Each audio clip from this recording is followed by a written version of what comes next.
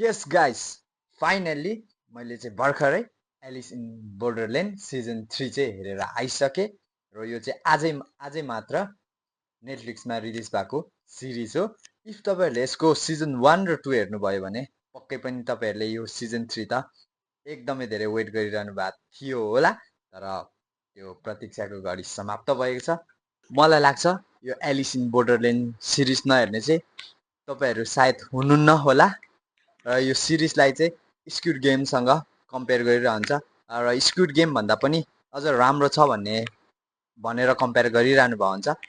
र कुरा गरौँ एलिस इन बोर्डरल्यान्ड सिजन 3 को एपिसोड र लेन्थको बारेमा।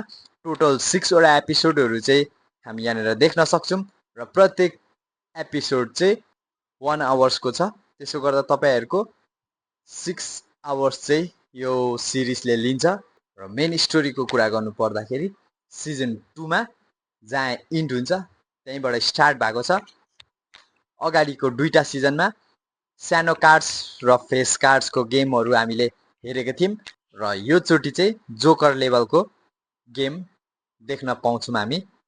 मैले चाहिँ के सोचिरहेको थिएँ भने यो सिजनमा पनि पुरानै क्यारेक्टरहरू देख्न पाइन्छ होला भनेर, तर अनफर्चुनेटली त्यो पुरानो क्यारेक्टरहरू चाहिँ हामीले देख्न नसक्ने रहेछौँ।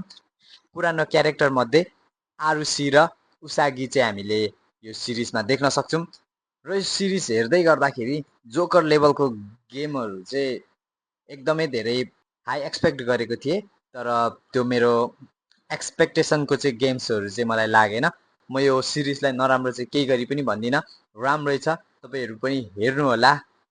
र यो पालिको गेम्सहरू चाहिँ कस्तो छ त, उनीहरू त्यहाँबाट सर्भाइभ गर्नु सक्छ कि सक्दैन, कतिजना सर्भाइभ गरेर फेरि बाँच्छ, कतिजनाले सर्भाइभ गर्नु सक्दैन, यो सबै जान्नुको लागि चाहिँ तपाईँहरूले मुभी हेर्नु, तपाईँहरूले सिरिज हेर्नुपर्ने हुन्छ।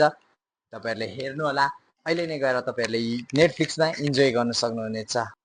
मलाई यो सिजन चाहिँ अगाडिको 1 र 2 जतिको चाहिँ अलिक लागेन, तरै पनि ठिकै छ।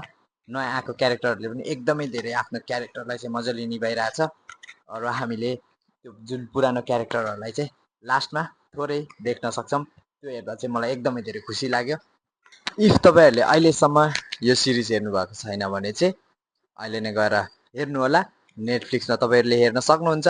र इफ तपाईँहरूले हेरिसक्नुभयो भने चाहिँ कस्तो लाग्यो तपाईँहरूलाई कमेन्टमा भन्नुहोला। Thank you for watching. यस्तै यस्तै मुभी रिभ्यू, सिरिज रिभ्यू, रिकमेन्डेसनको लागि चाहिँ कुल मुभी रिभ्यूलाई फलो गर्नुहोला।